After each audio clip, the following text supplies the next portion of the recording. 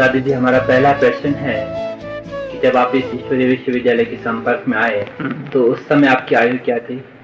मेरे ख्याल में मैं शायद 20-22 साल के अंदर होंगी, क्योंकि उसी टाइम पुराने ज़माने में तो जल्दी जल्दी आप जानते हो शादी करा देते थे।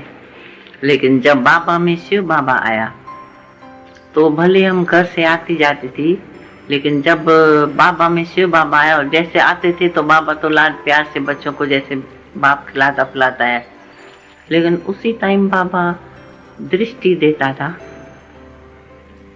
ऐसे हमको अजीब सा लगता था, बाबा को क्या हो गया।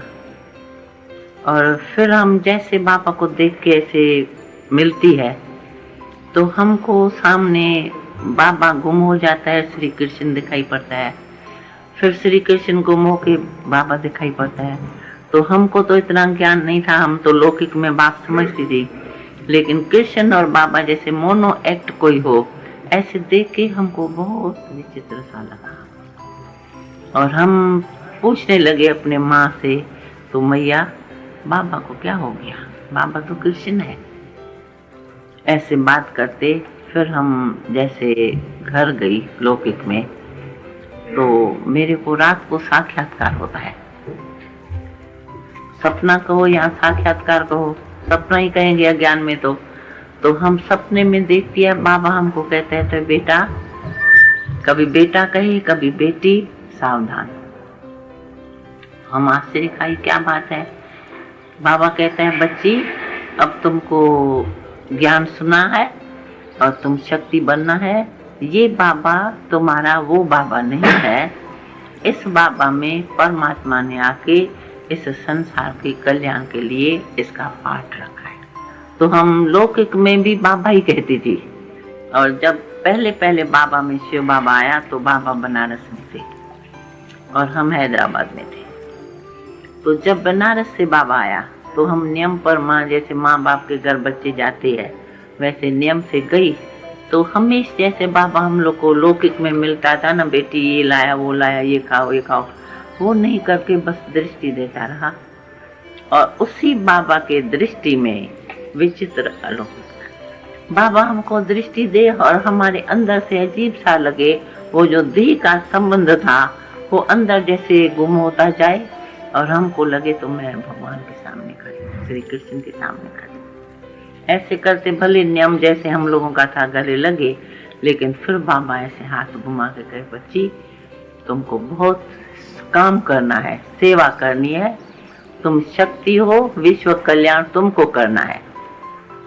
तो हमारे मुख से निकल गया, तो विश्व इतना बड़ा और हम इतनी छोटी बेबी 20-22 साल की, विश्व कल्याण हम कैसे करेंगे। तो बाबा मुस्कुराते दृष्टि दिया और सचपच थोड़े टाइम के बाद हमारी बुद्धि एकदम चेंज हो गई। जो देह का संबंध लौकिक जो था वो वैसे तो बेबी 2 महीने की थी, लेकिन 2 महीने की बेबी थी, जन्मी थी, पहली थी। लेकिन हमारे मन में ऐसी अजीब सी लगन लग गई। जो बाबा थोड़े टाइम के बाद कराची में गया, ऐसे जाता था बीच बीच में, जैसे हमारा मन न लगे। हम भी घर से छुट्टी लेने लगी तो हम बाबा से मिलने जाऊं, क्योंकि वो जो बाबा सो कृष्ण देखा था गले लगते लगते, तो वो मन में वो लगन हो गई, तो मैं बाबा से मिलने जाऊं। तो घर से जब छुट्टी मांगी तो आप समझ सकते हो 2 महीने का छोटा बच्चा तो कोई संभालेगा नहीं। लेकिन हमारे लौकिक घर वाले इतने अच्छे थे और जो सासू थी उसका बाबा में इतना भाव था, वो हमको कहती थी तुम्हारा बाबा भगवान है। हम बोलती थी इंसान कभी भगवान हो सकता है क्या। तो मेरे को बड़े प्यार से वो समझाती थी, तुम जानती नहीं हो, पहचानती नहीं हो, लेकिन तुम्हारा बाबा भगवान है। ऐसे भावना होने के कारण उस 2 महीने के बेबी को उसने ले लिया, कहा इसको मत ले जाओ, तुम संभाल नहीं सकती हो, तुम भले 2-3 दिन चक्कर लगा के आओ। मैंने कहा 2-3 दिन नहीं, मैं 1 हफ्ता 5 दिन जरूर रहेंगी। कहा ठीक है भले। तो वो तो 2 महीने की उसको दे दी और मैं चली गई कराची में बाबा के पास। बाबा को भी वंडर लगा, तो ये अकेली कैसे आ गई, बच्ची तुम कैसे आ गई। मैंने कहा बाबा मैं आ गई हूँ और हम आपसे मिलने आई हूँ। बस दृष्टि लेती रहे और मेरे को बाबा बाबा ही नहीं दिखाई पड़े। और अंदर से हमारे को ऐसा बैठ गया तो ये बाबा भगवान है। तो हमारे मुख से निकलता था तो बाबा मुंह में हाथ रख के कहता था, बच्ची ऐसे मत बोलो, इंसान कभी भगवान होता है क्या? ऐसे भी कहता था, चुप भी कराता था, फिर दृष्टि ऐसी देता था जो हमको श्री कृष्ण दिखाई पड़े। और हम जब दृष्टि लेती रहती थी, रात को सोएंगी तभी भी सपने में देखेंगी तो बाबा तो कृष्ण है। जब देखती थी तो वंडरफुल बात है, एक दिन बाबा से बैठी, खड़े बाबा बात कर रहा है, हम खड़े खड़े ऐसे बाबा को गले लगा दिया जैसे छोटे बच्चे को कोई। और बताना तो नहीं चाहे परंतु बताती हूँ तुमको क्योंकि पूछ रहे हो तो। और बाबा भी सच बच्चे जैसे हमने बाबा को गोदी में उठाया ना, बाबा कितना बुजुर्ग और हम इतनी छोटी 22 साल की, तो बाबा भी बच्चे जैसे ऐसे हमारी गोदी में लेटा अंगूठा चूसने लगा ऐसे करके। और हमको एकदम उसी टाइम लगा बड़ा नहीं, बाबा छोटा है और हम ऐसे करके जैसे श्री कृष्ण को कोई प्यार करे ना बच्चे को, ऐसे हम गोदी में बिठा के बाबा को ऐसे करने लगी। तो 2-5 मिनट में बाबा ने क्या किया, हमारी आंख पर ऐसे हाथ रख दिया, सावधान ये क्या कर रही हो? माना इतने बड़े बाबा को हम पकड़ के गोद में बिठाए, सावधान ये क्या कर रही हो? तो बस मेरा ध्यान टूट गया और हम भी देखा ये क्या कर रही हो, जो टूट के खड़ी हो गई, तो ये क्या कर रही हो? बस वो समझो वो टाइम था हमारे बुद्धि को चेंज कर नेचुरल। उसके बाद हमारी बुद्धि सारी ज्ञान में चली गई। बस मैं बाबा की जो बाबा कहेगा, जैसा कहेगा वैसे ही मैं कहूँगी। उसके बाद फिर हम वापस लौटी। मानो 2 महीने की बेबी छोड़ी, उसके बाद हम घर वापस नहीं लौटी। और ड्रामा कहे विचित्र ही, उसी टाइम में पाकिस्तान हिंदुस्तान के भी थोड़े थोड़े झगड़े चालू हो गए। उस झगड़ों में हम लोग भी कराची में रह गए, सिंध में लौटे नहीं। फिर कुछ समय के बाद फिर बाबा मूली जो चलाता था ना, स्त्री भान छोड़ो, देह अभिमान छोड़ो, तुम आत्मा ज्योति शक्तियां हो। तो आपको शायद मालूम होगा तो हम लोगों की ड्रेस भी चेंज हो गई, वो जो जेवर फेवर ये जो पहनते थे। हाँ, आप थोड़ा विस्तार से सुनाएंगे तो अच्छा रहेगा। विस्तार से सुना रही हूँ ड्रेस आदि के बारे में। ड्रेस जो हम लोग को पहले तो जेवर वगैरह रंगीन कपड़े जैसे संसार में होता है, और बाबा को तो वैसे भी बहुत शौक था जेवरों वगैरह, ज्वेलर तो था ही। तो बाबा ज्वेलर था तो उसी हिसाब से बाबा हम लोग बच्चों को ऐसे अजीब से संस्कार थे, जैसे संसार में लौकिक में बिजनेसमैन होगा तो धंधा करेगा तो ग्राहकों को दिखाएगा, लेकिन बाबा की प्रकृति ऐसी थी। कलकत्ता में रहते थे तो उसी टाइम कलकत्ता में अंग्रेजों का राज था, तो फॉरेनर्स बहुत आते थे। और बाबा की हॉबी क्या थी, अच्छी चीज बनाएगा ना ज्वेलरी की, हीरे की, वो दिखा भी सकता है, सैंपल भी दिखा, लेकिन बाबा को सूक्ष्म भक्ति मार्ग में तो थे ही। भक्ति तो इतनी थी क्या बताएं, हम लोग छोटे से, मेरे को अनुभव नहीं है, तो हम छोटी उठ के दूध मांगो तो दूध मिले, कहेगा नहीं पहले पूजा करो। मंदिर में गई, पूजा करके आई, पीछे दूध मिलेगा। तो मंदिर में जाके हाथ जोड़ के भी पूजा थोड़ी करेंगे, उसके बाद हम लोग को दूध मिलता था। इतना बाबा में भक्ति के संस्कार पक्के थे। स्कूल में देरी होती है, कोई हर्जा नहीं, पूजा करो तब खाना मिलेगा। तो भक्ति तो इतनी जास्ती थी। और सबसे वंडरफुल बात ये है, तो पूजा तो ठाकुरों की और पूजा देव देवताओं की जाती है, लेकिन हमारी जो लौकिक मम्मी थी यशोदा मैया, जिसको हम लोग कहते थे ज्ञान के बाद, वो बाबा की लौकिक में पूजा करती थी। जैसे कहते हैं ना पति ईश्वर है, परमेश्वर है, तो बाबा जैसे तैयार होके आएगा, खाना खाने के पहले वो बाबा को कायदे से पूजा करती थी। तिलक में आप देखेंगे बाबा के पुराने फोटो में हमेशा तिलक लगा हुआ होगा। तो वो बाबा की जैसे पति परमेश्वर की पूजा की जाती है तो वो करती थी। अच्छा, माँ को देखते हैं पूजा करती है तो नेचुरल है, छोटे छोटे बच्चों में भी वो संस्कार होंगे, तो हम सोचते थे शायद हमको भी करनी है। तो बाबा के आगे जाएंगे तो गोद में बैठा देगा कि बेटी तुमको थोड़ी पूजा करनी है, तुम खाओ। फिर हम लोगों को खिला देता था टोली और उठा देता था और पूजा करके खा पी के अपने धंधे में जाता था।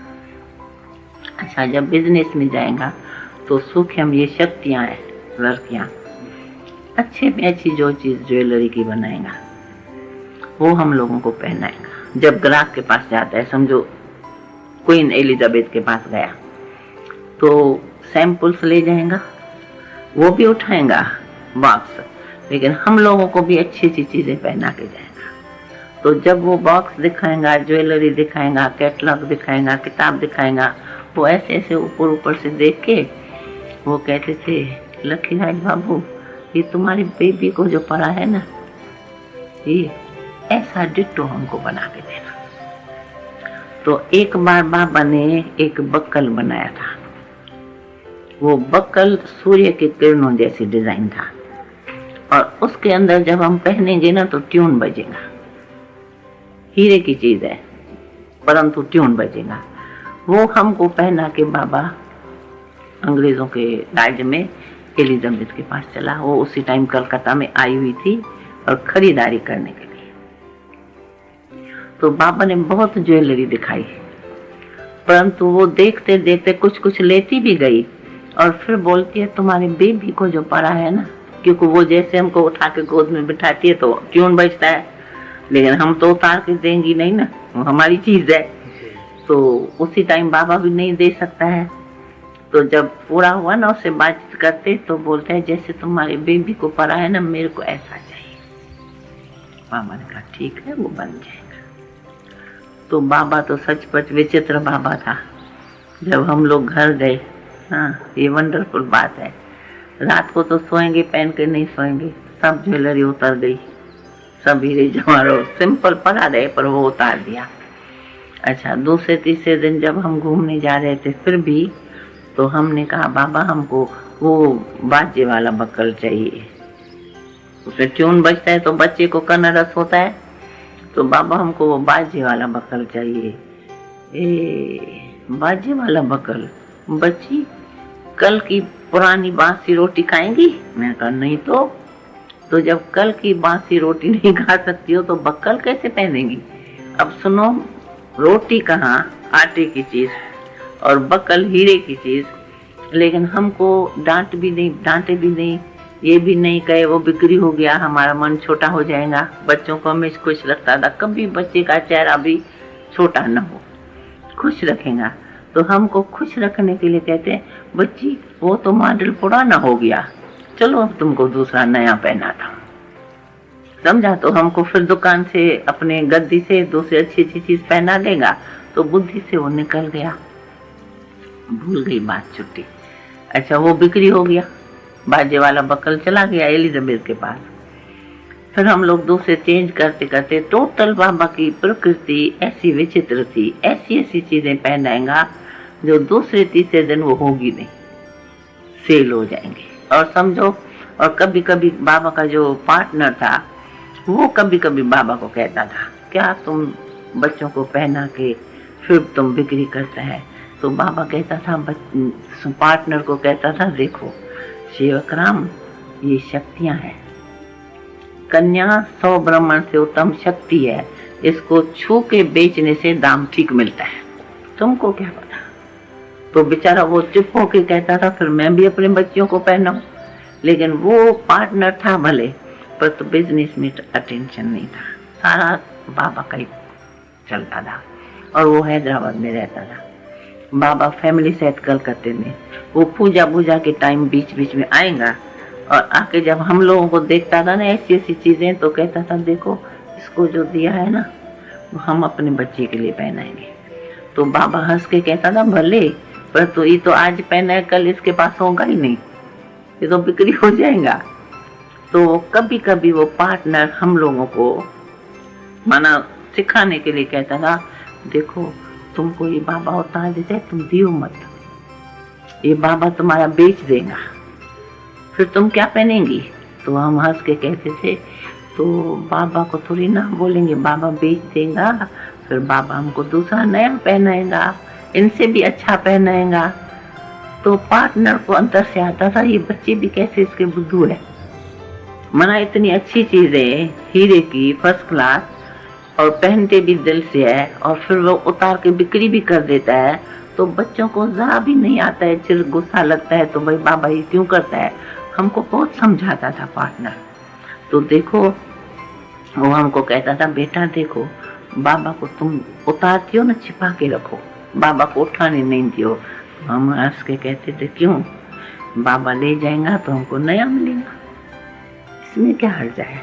पर तो ऐसा थोड़ी मिलेगा, कभी सिंपल मिलेगा कभी अच्छा मिलेगा, वो तो जैसी चीज होंगी, लेकिन हम लोग को अंदर से कुछ नहीं होता था। अच्छा, इसका प्रमाण क्या हुआ, फर्ज करो हम ये कहानी सुना लिया, लेकिन आप लोगों को क्यों ये विश्वास आए तो बराबर ये चीज होंगी। तो हम 1980 में फॉरेन चक्कर पर गई थी, टूर पर, मेरे ख्याल में 40 देशों में चक्कर लगाया होगा, सब तरफ गई थी, थोड़ा थोड़ा टाइम, 3 महीना चक्कर पर थी। तो जब हम क्वीन एलिजाबेथ के उसमें गई महल देखने, तो वैसे तो पब्लिक को अलाउ नहीं करते, लेकिन उसको उसका मैनेजर वगैरह था, तो उसको वहाँ के लंदन के किसी भाई बहन ने बता दिया। तो ये जो हमारा स्थापक है बाबा का नाम लेके, तो उसी की ये लड़की है।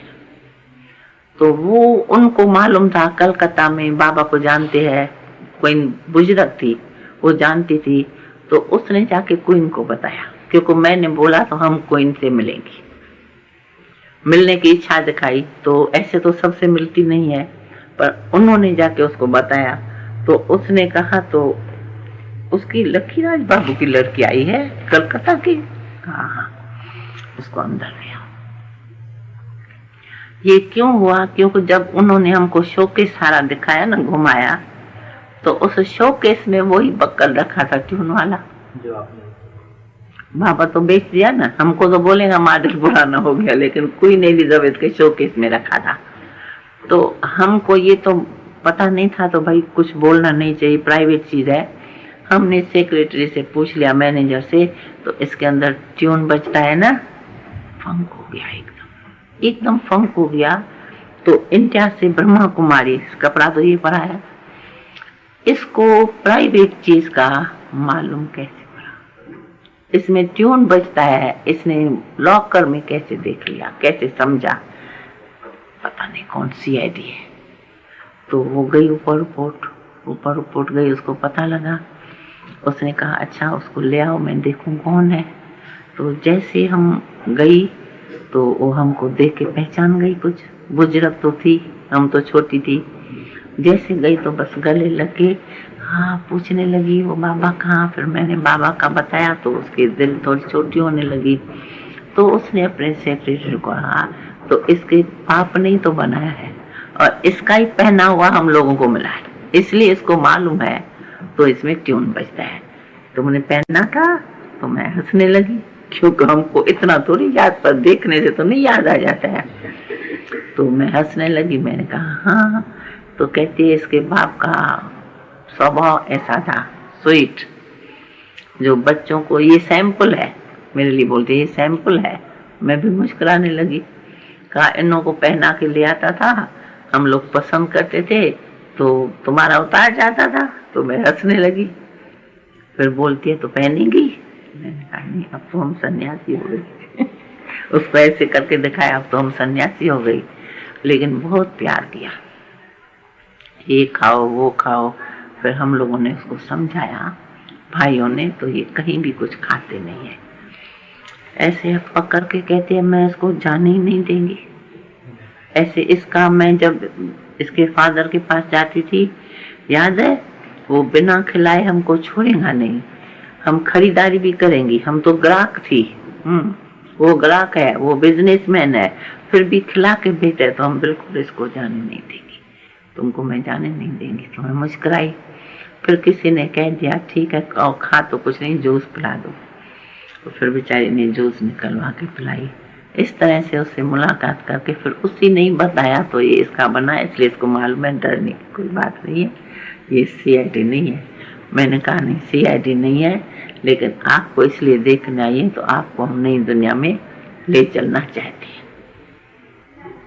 सतयुग में तो राजाओं का राज रहेगा, फिर आपको भी चलना होगा, तो हंसती रही, मुस्कुराती रही, हाँ जरूर चलेंगे, ऐसे मतलब बातचीत करते। फिर तो वो थोड़ा टाइम मिलती है, फिर हम वापस आ गए। तो फॉरेन टूर में ये भी एक अनुभव अच्छा रहा। तो हम तो छोटे, उसी टाइम में हम लोग तो 20-22 साल का क्या होता है, हम दौड़ के गए, उनको जाके पूछा आप कौन हो। तो जो कोई नाम बताए तो हम उसको बोले तो नहीं नहीं, ये तो आपके शरीर का नाम है, मैं तो आपका नाम पूछती हूँ। तो वो लोग ऐसे कहे, ये छोटी सी लड़की क्या पूछ रही है, वही मेरा नाम है।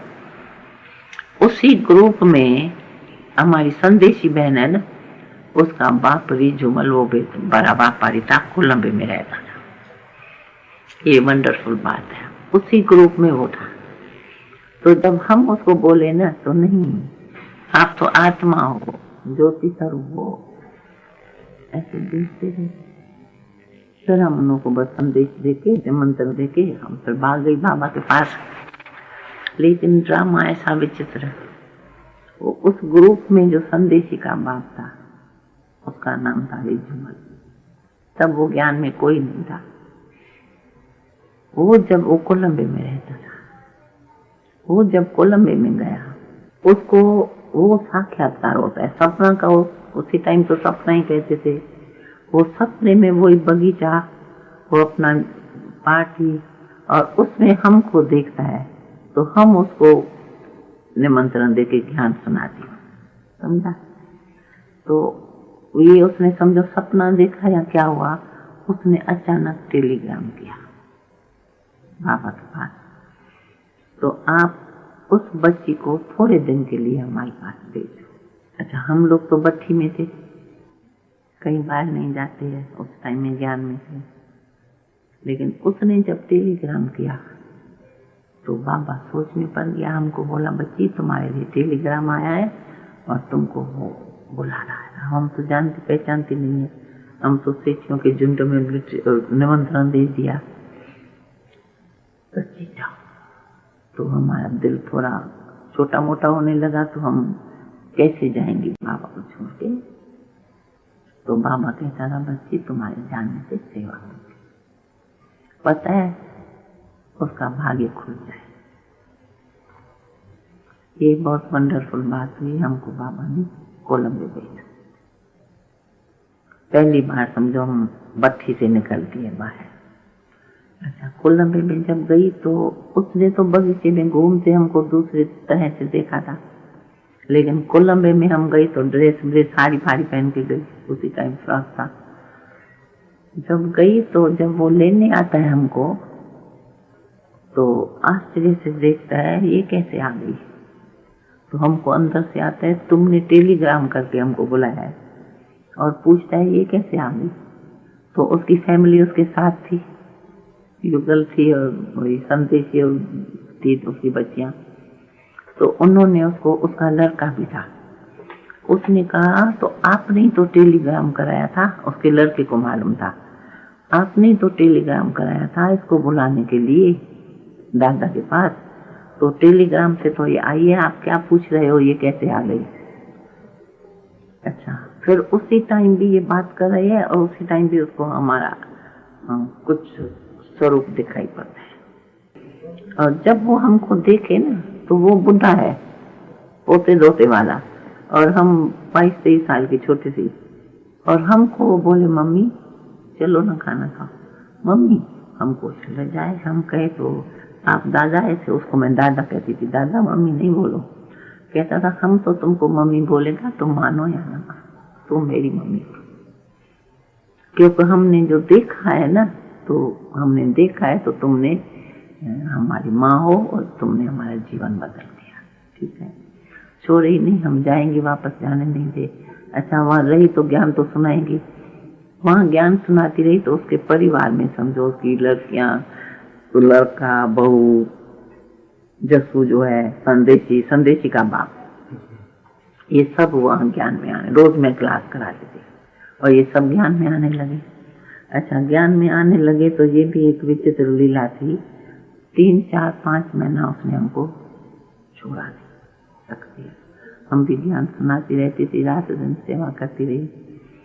फिर जब हम वापस आती है, समझो बाबा ने फिर हमको बुलाया चिट्ठी लेके, तो बच्ची बहुत दिन हो गया, आ जाओ। मैं भी हैरान होती थी तो जाऊं, तो बोलता है क्या दें इसको, क्या दें, क्या ले जाएंगे। कोलंबे से, फॉरेन से तो चीजें ला नहीं सकते हैं। उसने क्या किया, एक कागज लिख के हमको दे दिया, कहा ये जाके तुम बाबा को देना, अपने बाबा को देना, दादा को। उस टाइम दादा कहते थे। अब मेरे को क्या पता, मैंने ठीक है बंद करके दिया। हम जब ले तो बाबा मुस्कुराने लगा, कहा बच्ची तुमको मालूम है इसने क्या लिख के दिया है? मैंने कहा नहीं, तो बंद दिया है चिट्ठी, मेरे को कैसे मालूम पड़ेगा। तो हंसने लगा, कहा देखो बच्ची, तुम थोड़ा दिन उसकी सेवा करके आई है, और उसने सोल्जर बाजार में जो मकान है कराची में, उसका वो तेरे नाम पर विल करके तुमको कागज दिया है, और उसमें लिख दिया है तो जो कुछ पड़ा है जैसा है वो चाबी इसको मिल जाएंगी, और मैं उसको जो उसके मकान में रहते हैं उसके परिवार, उसको मैं लिख दूंगा, बस तुम ये चिट्ठी दिखा देना। देखो बच्ची, कोलंबे से तुम मकान ले आई हो। तो सोल्जर का मकान का बहुत अच्छा था। जब पाकिस्तान हिंदुस्तान हुआ, लड़ाई झगड़ा मारा मारी, तो उसी मकान में हम लोग को रहना पड़ा। थोड़ी पार्टी उस मकान में रही, वो समझो विल करके उसने दिया। तो ये एक वंडरफुल बात हो गई ना। तो हम मेरे ख्याल में 5-6 महीना रही, और ज्ञान सुनाती रही ना, तो ये उसकी संदेशी, ये सब परिवार ज्ञान में आने लगे, उसका लड़का ज्ञान में आने लगे। फिर हम आए तो हमारे को लेके भी आए, छोड़ने भी आए, और उसका लड़का आया जो मकान का कोई तो करेगा ना साइन वगैरह, उसने उसको भेजा तो इसके नाम से साइन कर दिया। तो ये उसी टाइम वंडरफुल थी सेवा का मेवा। जैसे समझो मनमोहिनी दीदी थी, तो वो ऐसे लौकिक में कुछ रिलेशन में थी, तो हम उसको भी ज्ञान सुनाती थी। छोटी तो थी, जो मिलेगा उसको ज्ञान सुनाएंगे, जो मिलेगा उसको ज्ञान सुनाएंगे। इससे क्या हुआ, जब हम कश्मीर से हैदराबाद में ये सब शुरू हुआ, तो उसमें हम ज्ञान सुनाने लगी। तो प्योरिटी फर्स्ट ज्ञान में तो आता है 5 विकार छोड़ो। तो उसी टाइम में हम लोग छोटे थे, तो कभी कभी ऐसे झमेले घरों में होते थे, बहुत कोर्ट होता था। उसी कोर्ट में केस में तो हम भी बीच में हुई, हमको भी घर में रोका गया, क्योंकि बाबा और उसके बिल्कुल दीवार से दीवार हमारा ससुराल था। तो ससुराल का चचेरा क्या होता है ना कुछ, तो हमारा लौकिक घर बहुत दूर था, लेकिन चाचा था वो क्या, हमारी बड़ा भाई समझो, वो बाबा का दीवार के साथ दीवार था, और वो ऊपर से देखते थे। तो बाबा ज्ञान सुनाता है, उसमें 5 विकार छोड़ो, ये रोज के इसके ज्ञान में चर्चा चलती थी। माताएं आती है, जो भी आते हैं वो घर में जाके कहते हैं हम ब्रह्मचारी रहेंगे, ब्रह्मचारी रहेंगे। तो मैं भी वहां आती थी, तो कभी कभी तो मैं जल्दी सवेल भाग आती थी, कभी 10 बजे आती थी। तो दरवाजा दीवार एक थी, तो वो हमको एक बार बुला के गुस्से में कहते हैं, तो खबरदार जो तुम यहाँ आई हो तो ये ज्ञान सुनने के लिए, तुम 10-12 बजे भले आओ, माँ बाप के पास आने की मना नहीं है, लेकिन कथा सुनने के लिए तुमको बिल्कुल नहीं आना है। इतने तक समझो, वो समझो एंटी पार्टी हो गई। मैं रुकी नहीं, जाती हूँ, फिर भी सुबह को चली जाती हूँ। गाड़ी नहीं आती है, बाबा की रोक लेते हैं, तो मैं कैसे भी एक बार तो बैलगाड़ी में चढ़ के चली गई, भाग गई। हाँ, एक बार क्या हुआ, ये वंडरफुल हुई, तो बाबा की गाड़ी आती थी लेने हमको। तो हम बोलती थी हम सुबह को सवेल आएंगे। तो एक दिन इन्होंने क्या किया, वो गाड़ी गुम, माना मेरे को बताई भी नहीं, और उस ड्राइवर को वापस कर दिया।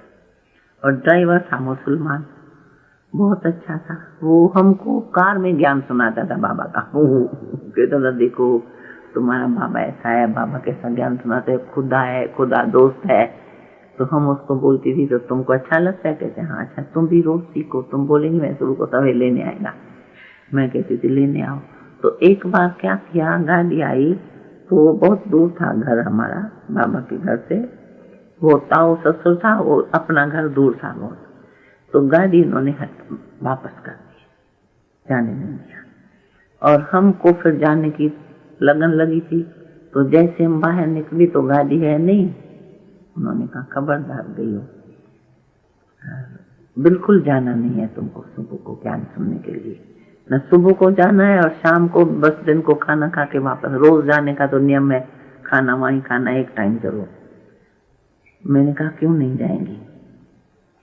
तो उसको उस टाइम बहुत माताएं कन्याएं कुछ ऐसे हुआ था, बांधेली दीदी चली गई थी, दीदी के घर झगड़ा था, बहुतों का झगड़ा झमेला चालू था।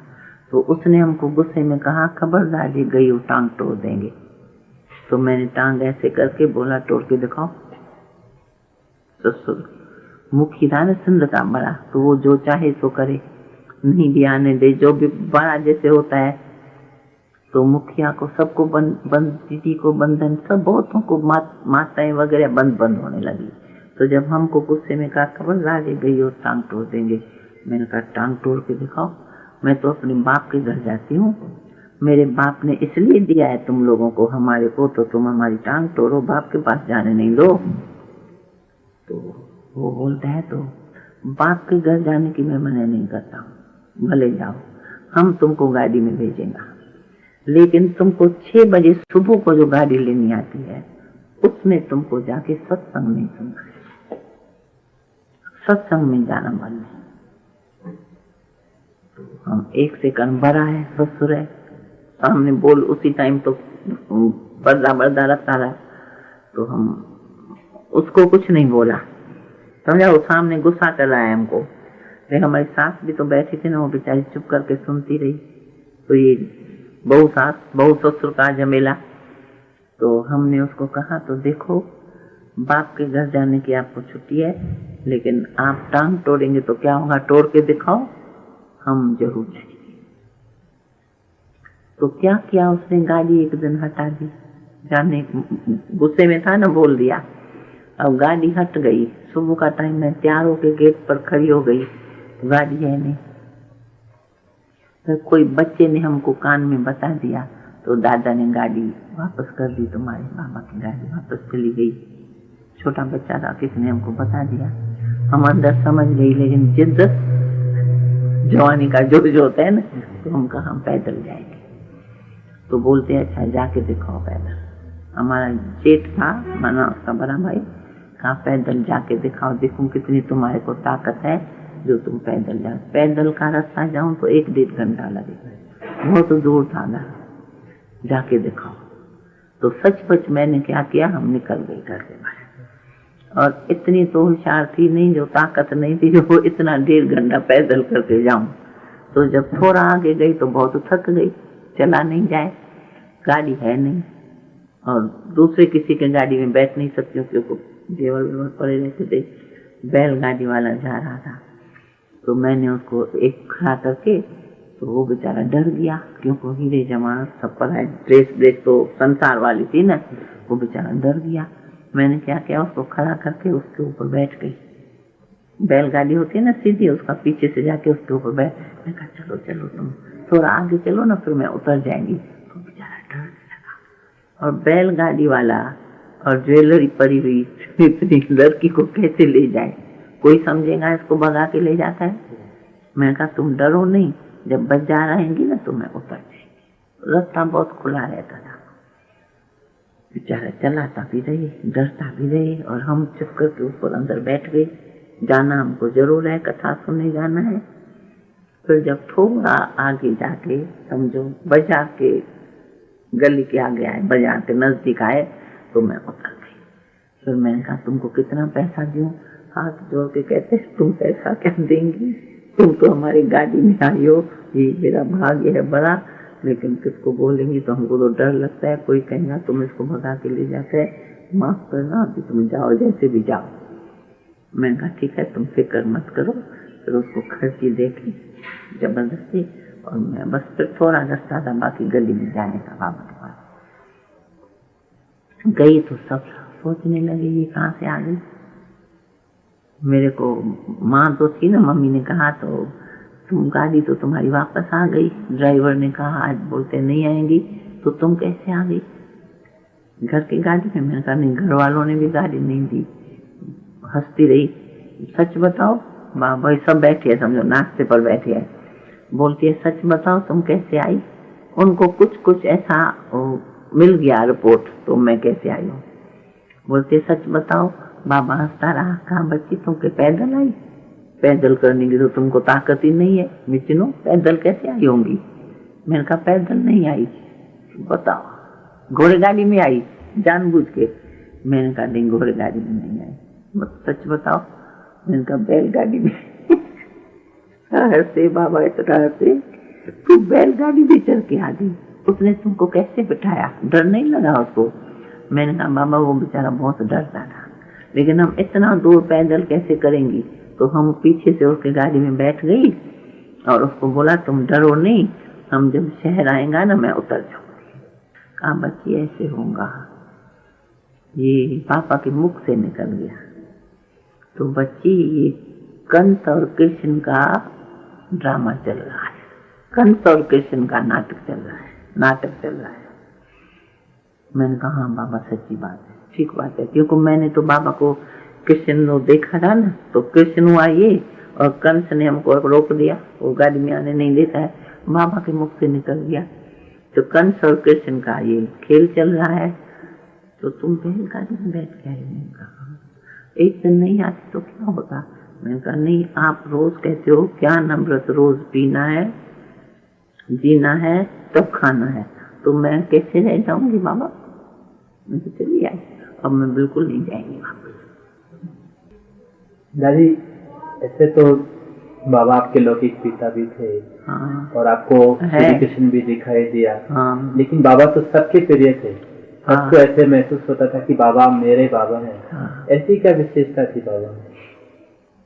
बाबा में ये विशेषता थी, तो जैसे फर्ज करो हम फैमिली, उसी टाइम तो फैमिली में रहते थे ना, तो बाबा समझो हम बच्चों को प्यार करें, फैमिली को, और तुम आओ ये आए वो मेहमान समझे, अच्छा आओ क्लास हुआ जाओ।